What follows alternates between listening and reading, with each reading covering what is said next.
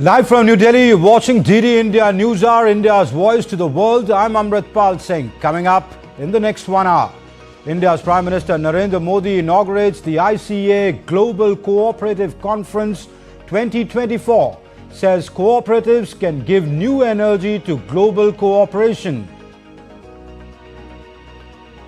India's External Affairs Minister Dr. S. Jaishankar meets with Ukraine and France foreign ministers, reiterates India's support for dialogue and diplomacy. In Bangladesh, Chinmoy Krishna Das, brahmachari of the ISKCON Pundarik Dham, arrested at Dhaka airport. Sedition case filed against Chinmoy Prabhu and 18 others. And in cricket, captain Jasprit Bumrah steers India to its biggest test win on Australian soil.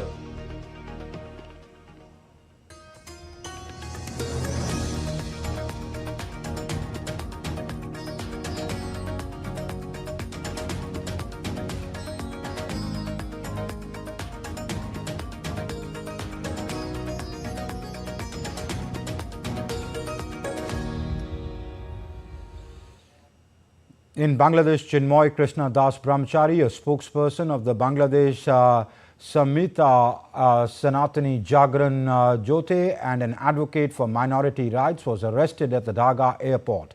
Police confirmed his detention, citing a complaint, but details of the allegations remain unclear. His arrest follows recent public rallies in Chittagong and Rangpur that drew significant attention. Notably, a sedition case was filed against him and others in October for allegedly hoisting a saffron flag above Bangladesh's national flag during a rally. The case has sparked intense debate in Bangladesh socio-political circles. And for more updates, we are joined by DD India correspondent Naval Singh Parmar, who's joining us from Dhaka over the phone line. Naval Singh, first of all, give us a sense of what transpired really. We know what we know, very sketchy details that a sedition case against him was booked. Why was he arrested? What was the provocation? Actually, after the 5th, there were many incidents of violence against the minority community, and particularly the Hindu community. So after that, the Hindu leaders and religious leaders took the leadership and they organized rallies to press their demand on government that the minority rights should be protected and they should be provided safety. And for that, Sanatan Jagran Manch and Bangladesh Jagran Manch arranged a rally in Chittagong on 25th October.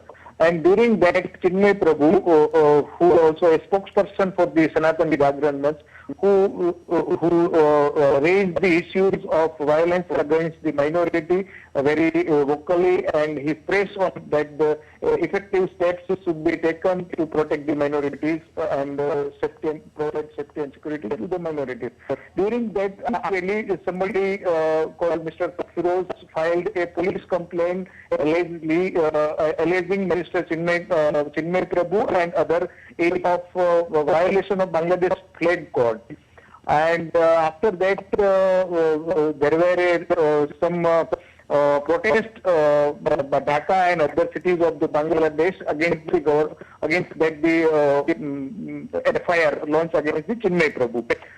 Then after 22nd November, there were a massive rally in Rangpur division, which is in North Bangladesh, and in that rally around 10 people took part, and that was again a rally to press on the interim government of Bangladesh led by Professor Muhammad Yunus to ensure the safety and security of the minorities, including Hindus. So, Chinmoy Prabhu in the last 2-3 months made a sensation in socio-political circle of Bangladesh, and he took a lead, and he is doing advocacy for the rights of the minority in democratic ways. So, there were some sorts of uncomfort or uneasiness in the fanatical circle or the Islamic radical Islamist group. So they were also demanding, or they were questioning the government how so vocally can praise the government. So there may be some pressure on the government. And the second thing, today there were a happening in on this for this in Bangladesh. There are 3-4 colleges in Dhaka which are students' colleges are fighting with each other on the streets of Bangladesh, and they created a chaos in the Dhaka. So there is some rumors and allegation. Some experts are saying that the government took arrest Chinmoy Prabhu to divert the attention of the agitating students and media. So that is also one angle, which is now I am going through the social medias of the various eminent personalities and journalists. So some are saying that it is the kind of a thing which is he has been arrested to divert the attention of the agitating students. Because there are yes. All right. Well, Naval Singh Parmar, we leave it there. Thank you very much for joining us and giving us that update. Prime Minister Narendra Modi on Monday emphasized the need to link the cooperative movement to circular economy and promote international collaboration in the sector. Addressing the ICA Global Cooperative Conference 2024 at the Bharat Mandapam in New Delhi, he said that for India, cooperatives are the basis of culture and a way of life. India's Prime Minister Narendra Modi inaugurated the 5-day International Cooperative Alliance Global Cooperative Conference 2024 at the Bharat Mandapam in New Delhi on Monday. The theme of the conference, Cooperatives Build Prosperity for All, aligns with the Indian government's vision of Sahakar se Samriddhi. Bharat में सहकारिता ने विचार से आंदोलन, आंदोलन से क्रांति और क्रांति से सशक्तिकरण तक का सफर किया है। आज भारत में हम सरकार और सहकार की शक्ति को एक साथ जोड़कर भारत को विकसित बनाने में जुटे हैं। हम सहकार से समृद्धि के मंत्र पर चल रहे हैं। PM Modi also launched the UN International Year of Cooperatives 2025 themed Cooperatives Build a Better World. He unveiled a commemorative postal stamp symbolizing India's commitment to the cooperative movement. PM Modi said about 300 million people, meaning 1 out of every 5 Indians, is associated with the cooperative sector. ग्रामीण भारत के करीब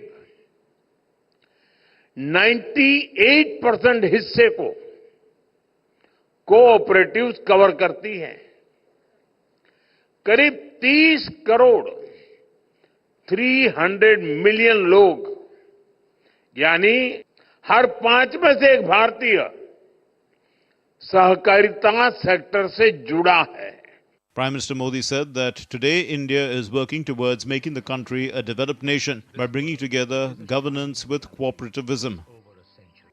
अब हम 2 लाख ऐसे गांवों में multipurpose सहकारी समितियों का गठन कर रहे हैं जहां अभी कोई समिति नहीं है। हम मैन्युफैक्चरिंग से लेकर सर्विस सेक्टर में कोऑपरेटिव का विस्तार कर रहे हैं। भारत आज कोऑपरेटिव सेक्टर में दुनिया की सबसे बड़ी ग्रेन स्टोरेज स्कीम पर काम कर रहा है। Bhutan's Prime Minister Dasho Shering Tobge said cooperatives bring prosperity for all and build a better society.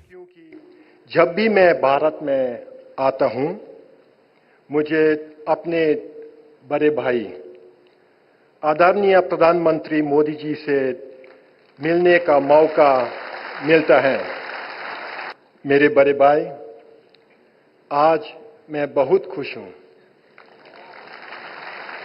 आदरणीय गृह मंत्री श्री अमित शाह जी, आपने मुझे इस महत्वपूर्ण सम्मेलन में भाग लेने के लिए आमंत्रित किया, आपका तहे दिल से धन्यवाद। आपके निमंत्रण की वजह से ही मुझे अपने बड़े भाई से मिलने का अवसर मिला। बहुत शुक्रिया। The ICA Global Cooperative Conference and the ICA General Assembly are being organized in India for the first time in the 130-year history of the International Cooperative Alliance. The 5-day event will feature discussions, panel sessions and workshops addressing the challenges and opportunities faced by cooperatives worldwide in achieving the United Nations Sustainable Development Goals. Syed Absarul Hassan's report for DD India. And India's cooperative movement is making global waves. Prime Minister Modi's vision of Sahakar Se Samriddhi is a mission statement for the world. India's Cooperation Minister Amit Shah, in an article today printed in Delhi's highlighted how the administrative and policy reforms have rejuvenated the cooperative sector. With over 60 reforms empowering millions, cooperatives are driving inclusive growth, sustainability and global collaboration. Transformative potential of the cooperatives. The cooperative sector is a powerful tool for economic upliftment and integrating economically marginalized individuals into the mainstream economy. India has a rich history of cooperatives which played a significant role in economic development, and also it's not limited to now, it dates back to pre-independence. This sector was revitalized under Prime Minister Modi's leadership. In 2022, the Indian government made a landmark decision establishing a dedicated ministry to promote cooperation at the national level. India is hosting the International Cooperative Alliance General Assembly and the Global Cooperative Conference for the first time in its 130-year history. The cooperative sector addresses systemic backwardness and marginalization, promoting inclusive growth through job creation and rural economic development. Under Prime Minister Modi's leadership, over 60 initiatives have been introduced to revitalize the cooperative sector, including financial support for primary agriculture cooperative societies. Initiatives like the National Cooperative Policy aims to streamline operations. Organizations like the Bharatiya Bij Sahakari Samiti Limited support farmers with high-quality seeds, organic certification and market access. India's cooperative model, deeply rooted in ancient economic practices, can serve as an inspiration globally, especially for countries with large populations. The upcoming ICA event, which was launched by the Prime Minister today, serves as a global platform for showcasing India's cooperative achievements, promoting sustainable development goals and fostering economic inclusivity. And Prime Minister Modi addressed media persons ahead of the start of the Parliament's winter session today. The Prime Minister urged opposition members to allow the Parliament to function smoothly. He hoped that the time in Parliament can be utilized to further enhance India's global reputation and prestige. मैं आशा करता हूं कि ये सत्र बहुत ही परिणामकारी हो, संविधान के 75वें वर्ष की शान को बढ़ाने वाला हो, भारत की वैश्विक गरिमा को बल देने वाला हो, नए सांसदों को अवसर देने वाला हो, नए विचारों का स्वागत करने वाला हो। इसी भावना के साथ मैं फिर एक बार सभी माननीय सांसदों को उमंग और उत्साह के साथ इस सत्र को आगे बढ़ाने के लिए निमंत्रित करता हूं, स्वागत करता हूं। India's External Affairs Minister Dr. S. Jaishankar said that the new element of relationship between India and the Mediterranean would be connectivity, emphasizing that India-Middle East-Europe economic corridor can be a game changer. The IMEC, the India-Middle East-Europe economic corridor that was announced in September 2020 can be a game changer. The conflict underway currently in the Middle East has undoubtedly been a major complication, but it is proceeding the IMEC is proceeding ahead on the eastern side, especially between India and the UAE and Saudi Arabia. I also flag your attention to the I2U2 grouping of India, Israel, UAE and the US, expected to be more active in times to come. In his opening remarks at the Mediterranean Dialogues Conference in Rome on Monday, the External Affairs Minister highlighted the growing significance of connectivity in global relations, especially in the context of ongoing conflict in the Middle East and its impact on the region. India unequivocally condemns terrorism and hostage-taking. It also regards large-scale civilian casualties in military operations to be unacceptable. International humanitarian law cannot be disregarded. In immediate terms, we should all support a ceasefire. India has also extended relief directly and through UNRWA. And on the sidelines of the conference, the External Affairs Minister met with his Ukrainian counterpart, Andriy Sybiha. Both leaders exchanged views on advancing our bilateral cooperation. The External Affairs Minister also reiterated India's support for resolution of the conflict through dialogue and diplomacy. Jaishankar also met with France's Foreign Minister Jean-Noel Barrot. Both the leaders took stock of the bilateral partnership. They also discussed the Indo-Pacific, Ukraine and other global issues. He also met with Lebanese Foreign Minister Abdullah Bao Habib at the Med Dialogues. Earlier in the day, the External Affairs Minister met with his British counterpart David Lammy. Minister Jaishankar appreciated the enduring momentum to the India-UK ties comprehensive strategic partnership. And still to come on DD India News Hour, Hezbollah fires about 250 rockets and other projectiles into Israel. Russian missile attack on Odessa damages residential buildings and injures 10 people. Australian Prime Minister plays down the privacy fears of social media ban for children.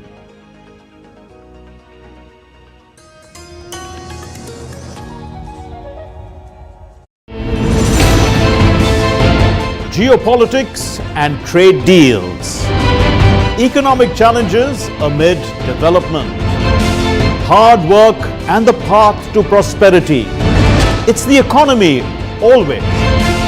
Between walkers, money is what money does and says. Supply creates its own demand. Between the bulls pulls and bears tears. When supply chains globalization and India rises to the podium. We'll get you centered with the Economic Brief at 8 p.m. every Thursday on DD India.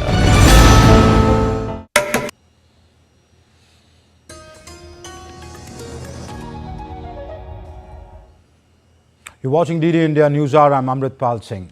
Lebanon's Hezbollah movement fired heavy rocket barrages into Israel on Sunday, and Israeli military said that houses had been destroyed or set alight near Tel Aviv after a powerful Israeli airstrike killed at least 29 people in Beirut the day before. However, intensified bombardment over the last 2 weeks has coincided with signs of progress in the US-led ceasefire talks. Here's a report.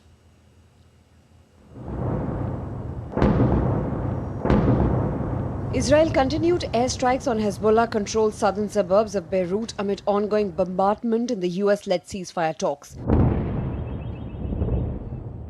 Israeli Prime Minister Benjamin Netanyahu on Sunday condemned the killing of an Israeli man in the United Arab Emirates as a criminal anti-Semitic terror attack.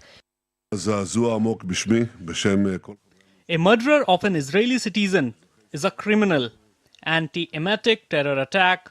I send on your behalf too our deepest condolences to the Kogan family. The state of Israel will act with all means to bring justice to the murderers and those who sent them. None of them will be exonerated. 3 people have been arrested in the United Arab Emirates in connection with the alleged murder of an Israeli citizen.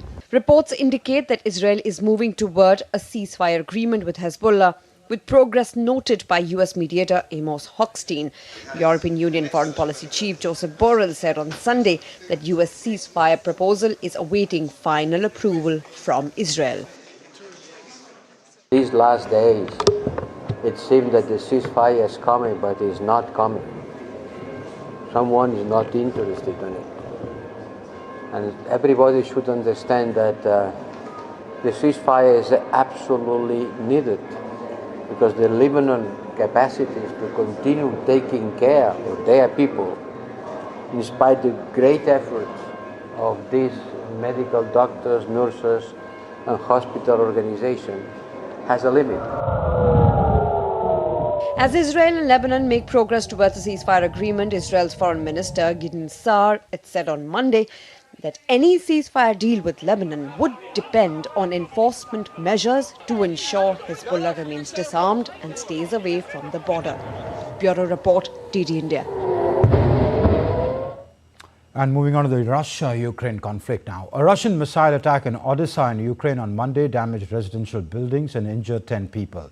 Ukraine said that the attack damaged cars, a school, a university gym. Meanwhile, Russia is making territorial gains in eastern Ukraine and launching missile attacks on distant cities.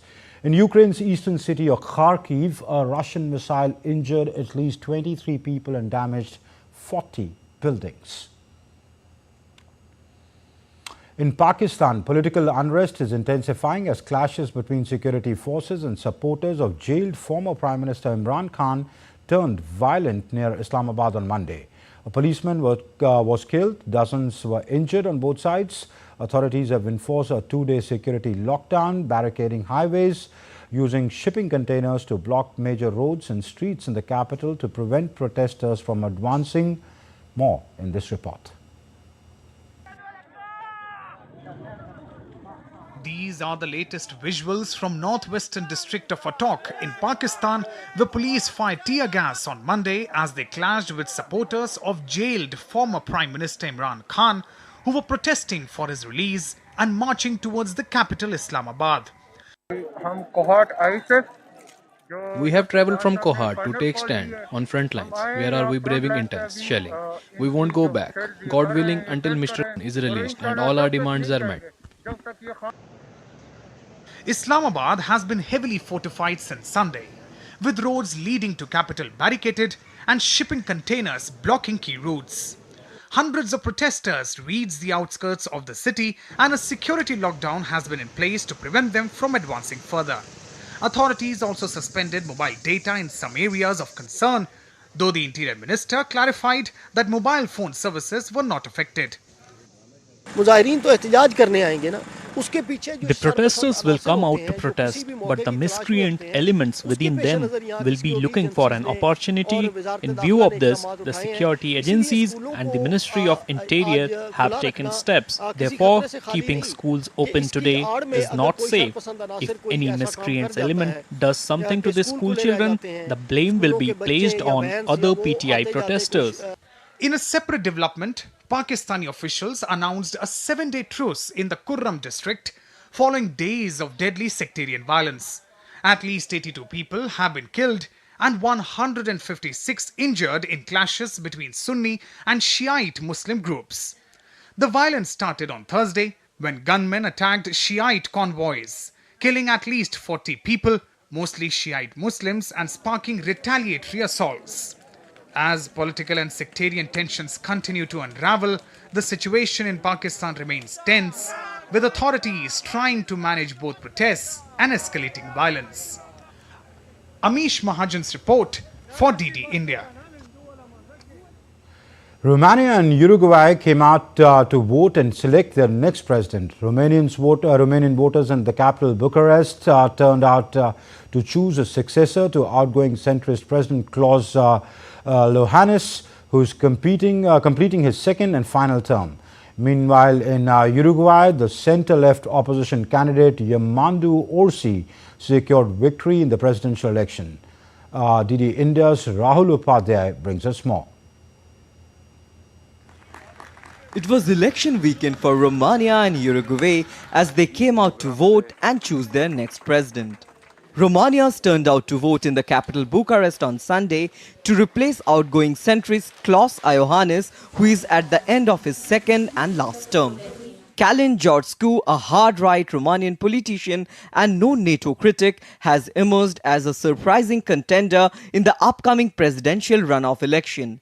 Georgescu was in pole position with 22.94% of the ballot, while centre-right contender Elena Lasconi was second with 19.16%. I am happy that he is honest, is facing reality, and I wish him good luck.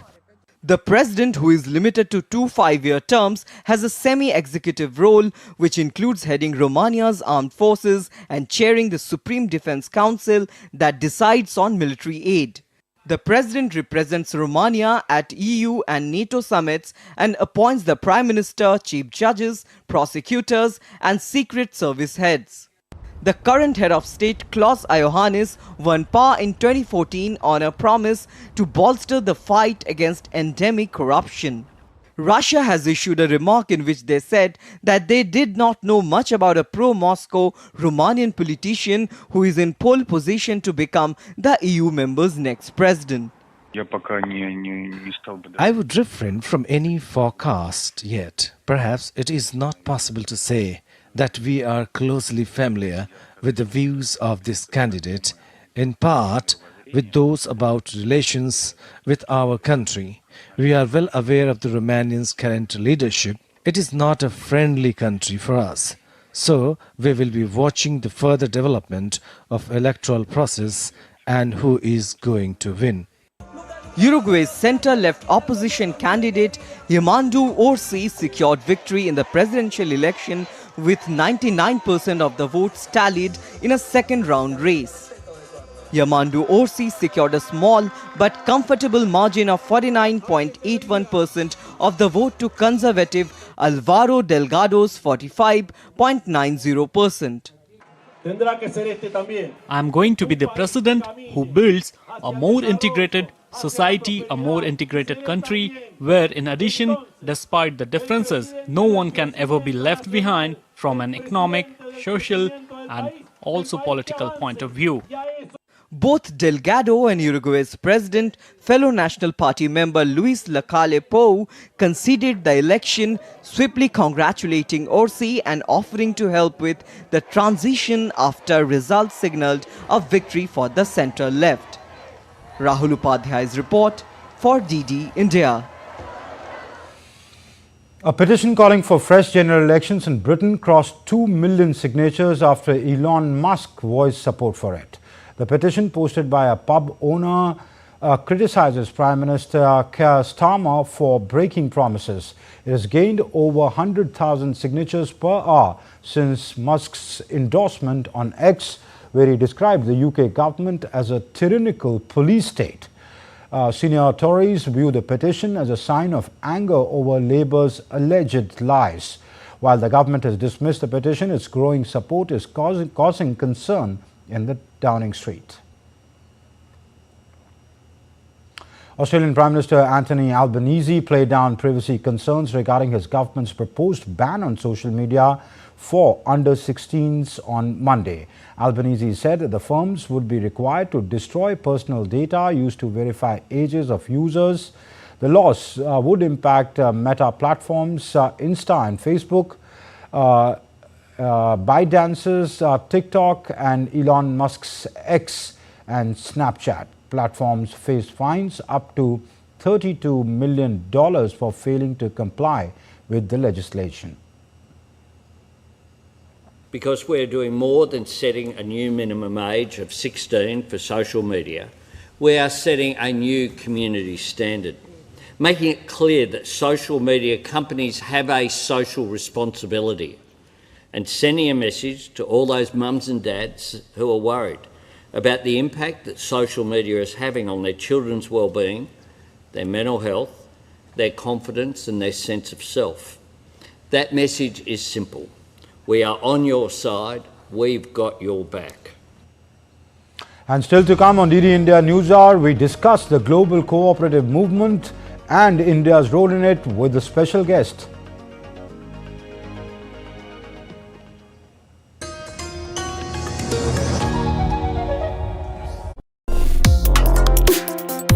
Complex issues, hidden agendas, twists and turns, strategic games. We think all dots are linked. We just need to connect them. Join me every week as I connect the dots to unravel hidden designs in statecraft, mysteries, and decode issues that matter to you. Watch Connecting the Dots with me at these times on DD India.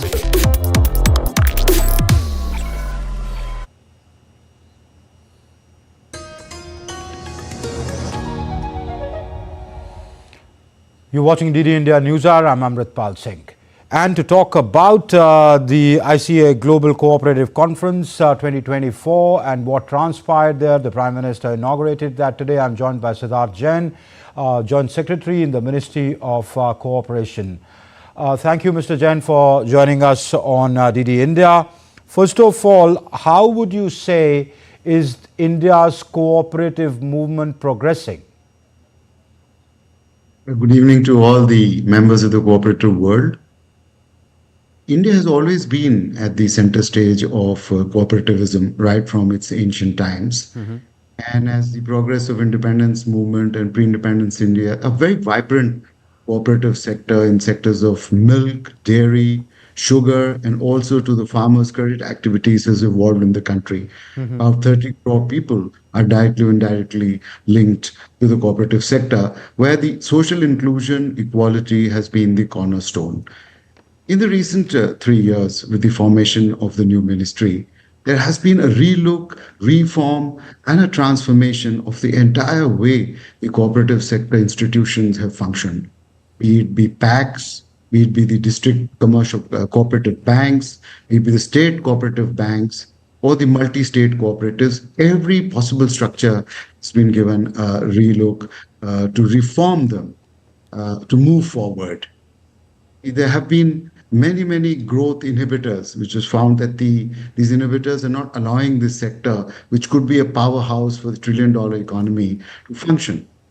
If I could say a few, the PACs, the village-level organizations, which were only always involved in giving credit to farmers for doing their crops. But now, under the dynamic leadership and vision of our Prime Minister, with Sehkar Se Samriddhi, the PACs can now take up multidimensional businesses. They can take up petrol pumps, they can do dairying, they can do fishery activity, they can do transport, they could be service centers, they could use new technology, etc. So the resources at the bottom of the pyramid are getting freezed, new value chains are emerging, and that is how the sector has been progressing forward. Okay. You know, with about 300 million people associated with the cooperatives in India, that's a huge number. That means, say, about 1 out of every 5 Indians is associated with the cooperative movement. The Prime Minister stressed that how the self-help groups are empowering women. What is the government doing in that regard to give that more impetus? Traditionally, in the cooperative sector, the women have played a very crucial role, right from the days of Khadi movement in the pre-independence time. Women, the preparers of Khadi, have always been the village industries associated with the cooperativism. Then coming to the dairy, which is the next big hit in the cooperative sector, is the women entrepreneurs who have taken up this entire dairy activity. So recently, to ensure that women get more membership, self-help groups, farmers, producer organizations, and very crucial amendment in the Multi-State Cooperative Act, which has warranted that a certain number of directors have to be women, has ensured that it is not only the economic participation, the social participation, but the representation also, which is backed by a statute, ensures that the prime place of women is retained in the cooperative sector. Okay. Mr. Jain, you know, the Prime Minister today, when he was speaking there at Bharat Mandapam, he said that cooperatives can give a new energy to global cooperation. How does that play out? How will cooperatives become a model for global cooperation? Especially, he stressed that for the Global South cooperation. Yes, for this we have to look at the way in the last 3 years transformation in the sector is coming. To unlock business potential, the government has come up with three very, very important cooperatives. One is the cooperative, national level cooperative, which is focused on exports of the cooperative products. This is something which was absent hitherto, never thought of about. So there are a number of products, niche products across the country, which have very, very good markets in Europe or Americas. So this is the national cooperative, which is trying to get the best quality assurance, best tagging, and ensure that they reach the global markets. And from the profit which comes back, beauty is that it is going to be plowed back as dividends to the members. That's one very, very important thing. The second very important national cooperative which has come up is on the organics. So to give impetus to the organic products right in the northeast, the Himalayan belts, to ensure that they get linked to the global markets, this company cooperative is going to take it forward. And now membership drive is going on, and it has started the marketing of organic products and start linking it with the buyers abroad. The third very important part is going to be the e-commerce, the open network, the digital commerce on the open network, which is being a focus. So this is where the cooperatives can enlist their products with quality assurance. Giving the significance of the global conference.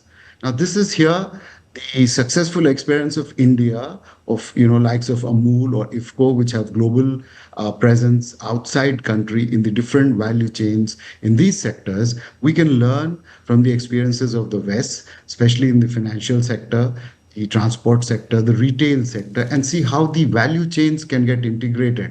So how the cooperatives in transport sector or dairying sector can integrate with the value chains of the situated cooperatives elsewhere. And what have been the other models which can be replicated. So I see a lot of synergy emerging globally, especially with the Indian experience, the South, the Global South as it is called. You can learn from each other. The neighboring countries of India, the Asia, South Asia countries can all work together. One example I'd like to give is a lot of marine exports happen, the shrimps, prawns happen to Southeast Asia.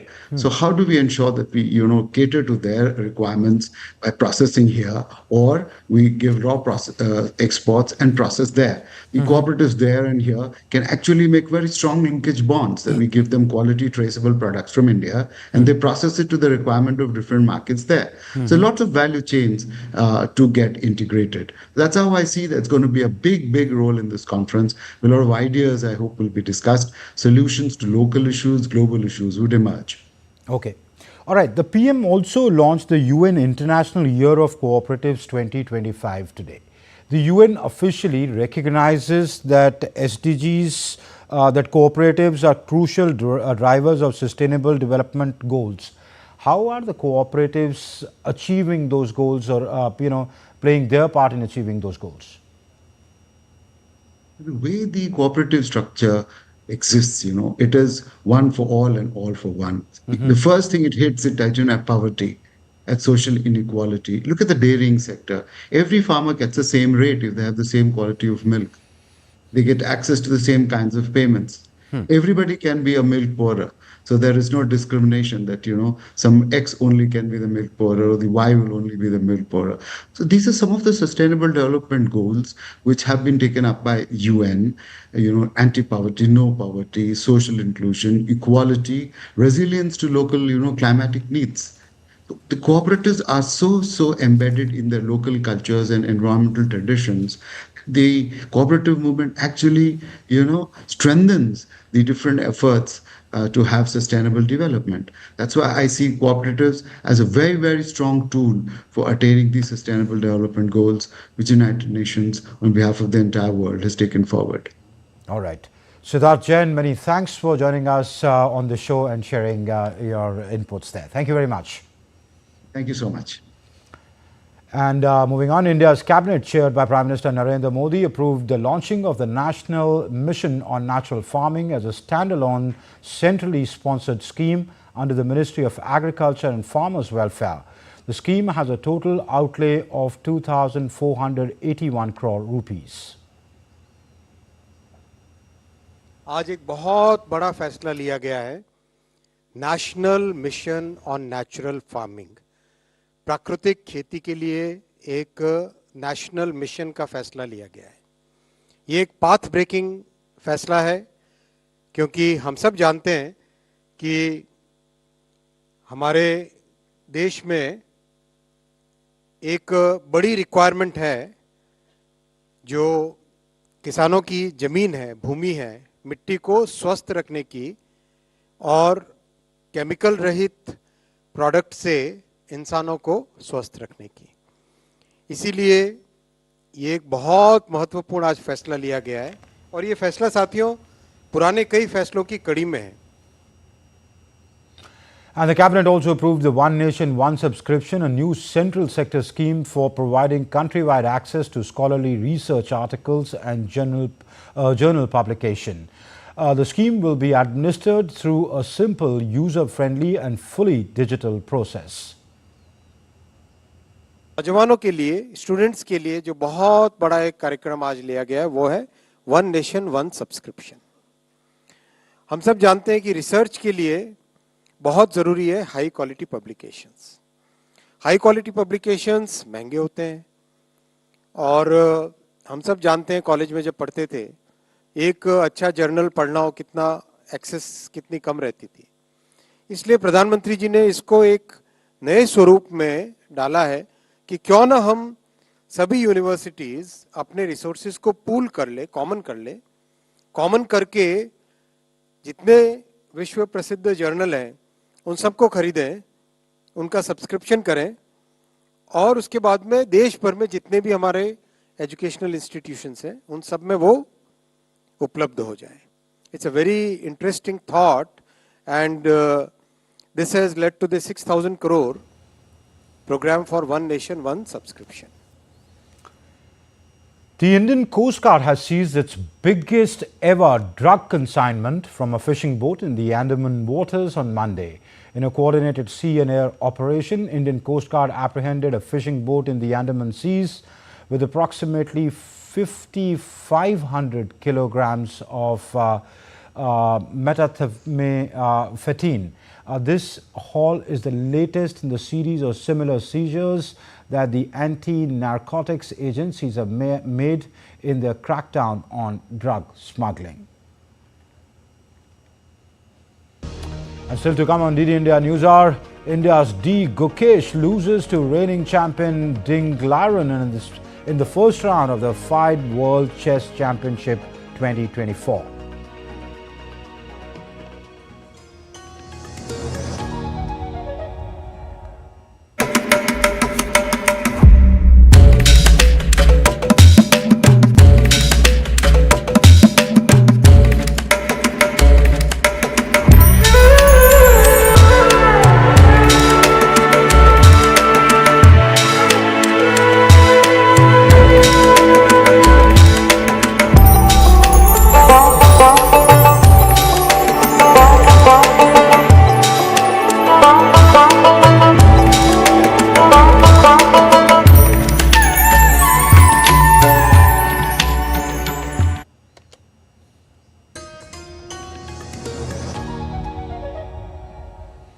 You're watching DD India News Hour. I'm Amritpal Singh. India's Global Forum's flagship Middle East and Africa 2024 opened in Dubai, bringing together leaders from India, the Middle East and Africa under the theme Limitless Horizons. The two-day event, featuring over 200 speakers and 1,000 participants, focuses on partnerships in technology, finance, sustainability and innovation. Commerce Minister Piyush Goyal, in a recorded address, praised the India-UAE Comprehensive Economic Partnership Agreement for boosting bilateral trade to $85 billion annually. The event coincides with milestones in India-UAE relations, including a new bilateral investment treaty and landmark agreements, underscoring the deepening partnership between the two nations. The friendship between Bharat and UAE is regarded worldwide as a model of mutual trust and collaboration. The dynamic leadership of both nations has elevated our relations to newer heights. The Comprehensive Economic Partnership Agreement has promoted trade to about $85 billion annually, unlocking opportunities for MSMEs and startups. The 55th edition of the IFFI is holding back-to-back masterclasses for young and creative minds. These masterclasses are addressed by global filmmakers, actors and content creators. Here's a special report from Goa on how the masterclass is benefiting cine lovers.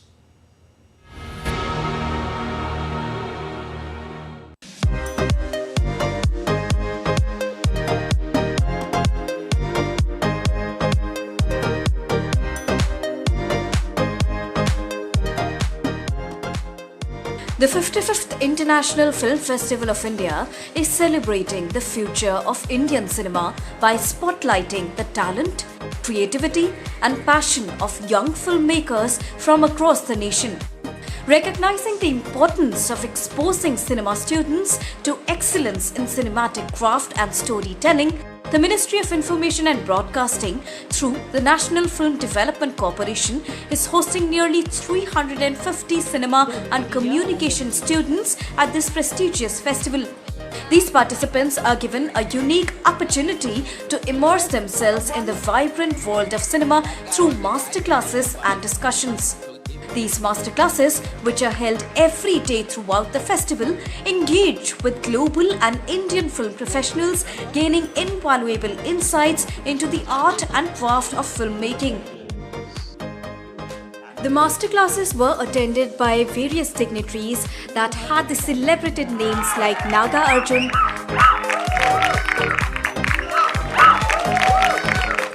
Nitya Menon, Manoj Bajpayee, and many others. They not only shared their experiences but also imparted their valuable knowledge to young minds. I think as a director, you try to make a scene alive, so you're searching for it all the time. So when Raman, that boat sequence was not there, we didn't plan to shoot it that way till the previous day, It is a conversation, it's a major conversation between the two characters, and it is somewhere where he's opening out and telling her. So it was a very dramatic scene, and to have him just stand in front of her and talk and say this, though we had thought of it being around it, but the next day you have to shoot. As a director, you get worried about it. Till then you're very confident because it was there, it was a scene, the writing is done. But as a director, you get worried that that you're not being able to do anything more to it. Two films that come to my mind is Sri Charsobis. I love the story of a vagabond, somebody who has stars in his eyes, very hopeful, and how he makes it, how he deals with fame. That's something which really spoke to me. I loved the music in the film, the performances, everything. And the second film, which is probably my favorite, is Jagte Raho. My grandfather directed, acted, produced, wrote, edited a film at the age of 24, which was Aag. Aag was at 24, right? Yeah, at the age of 24. I'm 42 today, and I still don't have the courage to direct a film. I produced a movie called Jaga Jasoos, which again didn't work at the box office. But it's something which definitely I have a burning ambition. I'm waiting for a story to come because, a director should make a movie only if he has a story to tell, not just for the sake of making a movie. Very early in my life, I started understanding the meaning of dialogue, meaning of the sentence which is given to you to say, to sing, or to recite. Okay. When I got admission in Delhi University, that was the time I was completely blown away by the amount of work that I had to do to really perfect the art of delivering dialogues. I was looking for somebody who could teach me the speech or the dialogue delivery. I could not get one teacher, Sudhir. There was not even one teacher who could be called an expert on dialogues and speech. Then I started looking for that particular person. So I went to Shri Vallabh Vyas, who was a very fine actor from National School of Drama. I sat with him. He made me understand that the reading of any Sanskrit literature loudly will help you in your diction, in your pronunciation, in dialogues. So I started doing that very blindly.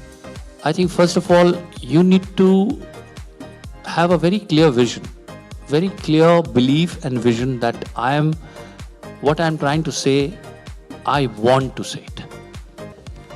Believe me, it is not important if people tell you, "Arey ye kaam karega, this will not work." An award-winning film, American Warriors, had its Asian premiere at the 55th edition of IFFI.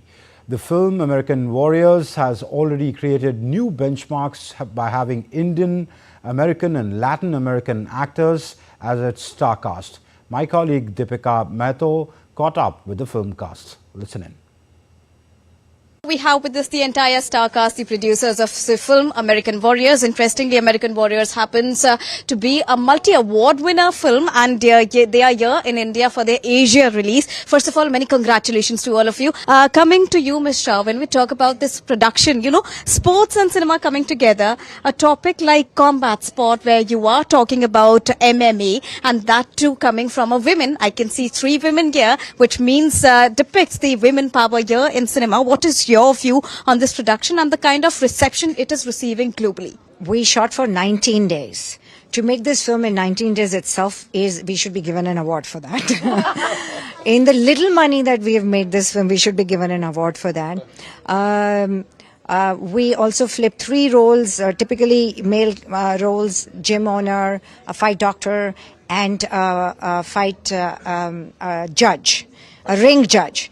All 3 into female roles. I think we managed to balance, how imperfections in life still can be celebrated. So there are 3 most important things here when we talk about this movie. First, MMA. Second, women. And third, catering to the Indian audience, the Asian audience specifically. How was the entire thing that came to you, and what was your first reaction when you received it?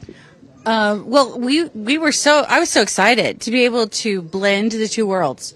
That was really a challenge for Vishy and I. We wanted to introduce America to Indian culture. That was one of the main missions of the revisions of the film as it went along. We show in this the Diwali holiday, which I personally find to be my favorite of the Indian culture. And it's so beautiful, and it fit perfectly with the story of redemption. From darkness into light. So I really saw the characters as the light. When we talk about enlightenment, you spoke about yoga and spirituality as well. And coming from India, you know the importance of it. But, taking that to America and sending this message through the platform and ramparts of America, how was the entire experience and thought behind the entire process for you? Who you are, as if you're authentic and if you're an authentically spiritual person, it comes across, whether when you write books or whether in movies or when you speak. This movie is just one of the mediums. And this is an inspirational movie of redemption. Like I said, everybody goes through failures and challenges. How do you bounce back from those? Now, breaking the barriers and going beyond the boundaries is also one of the 2 beauties of this film. How has your experience been here in India? I fell in love with India. I arrived in Delhi, and I'm like, this is the best place I've ever been to. And it's Delhi. I connected with the people. I had the most beautiful day. And when I went home that night, I was jet lagged, but I was smiling so hard from all the joy that I experienced that day that my face was hurting. Beautiful people, vibrant culture. So there you had the entire star cast and the producers of the movie American Warriors. They talk about their love for Indian cinema, their love for India particularly, and how excited they are with the launch of their Asian release of American Warriors. With camera person Ajit, this is Deepika reporting for DD India from Goa. Okay, on to some sports news now. India secured a thumping win against Australia in the Perth Test on Monday. Magnificent bowling by skipper Jasprit Bumrah and centuries by Yashasvi Jaiswal and Virat Kohli helped the visitors to come out on top. This is India's biggest win by the margin of runs against Australia down under. The previous biggest win dates back to 1977. More details in this report. India hammered Australia in the Perth Test to kickstart the 5-test Border-Gavaskar series with a thumping win. India thrashed Australia by 295 runs in the first test as the hosts were bowled out for 238 runs after tea on day 4 in their second innings. Earlier, India set a massive target of 534 runs for the hosts to chase after centuries from Virat Kohli and Yashasvi Jaiswal. Australia's batting failed, barring Travis Head, who made a gritty 89, while Mitchell Marsh chipped in with 47 runs. Stand-in skipper Jasprit Bumrah, who claimed 8 wickets in the match, was named player of the match. Obviously a special win, my first win as captain. I am very happy with that and more happy with the performance of the team. We were put under pressure and showed character. We are a new side, so I wanted to put myself in tough scenarios when we needed to do something to make the job a bit easier for the new guys. Captain Pat Cummins said Australia were well off the mark in Perth and have plenty to work on before the second test. It hurts. When a team declares on you, it's never an amazing feeling. The biggest challenge and the most important thing is how do you bounce back? We are clearly well off the mark. There's a lot to work on. It was remarkable turnaround for India after they were dismissed for 150 runs in the first innings, but the Australian batsmen slumped to 104 all out. The series moves to Adelaide for the second test starting on December 6th. Sports Desk, DD India. Okay, while there is good news, there's bad news also. India's D. Gukesh lost to reigning champion China's Ding Liren in the first round of the FIDE World Chess Championship 2024 in Singapore on Monday. Gukesh, who had the white in this round, squandered time advantage to eventually lose the first round. The youngster World Championship challenger Gukesh will have the dark pieces in the second round on Tuesday. And that's all in this edition of DD India News Hour. But do let us know your thoughts on the news of the day. For those on the go, can get all the latest news and updates from India and across the world on DD India's mobile app. The app is available both on iOS and Android platforms. Scan the QR codes you see on your screens to download. We'll be back with more news as it breaks here on DD India. I'm Amritpal Singh from my entire team here in Delhi. Thank you very much for watching DD India News Hour.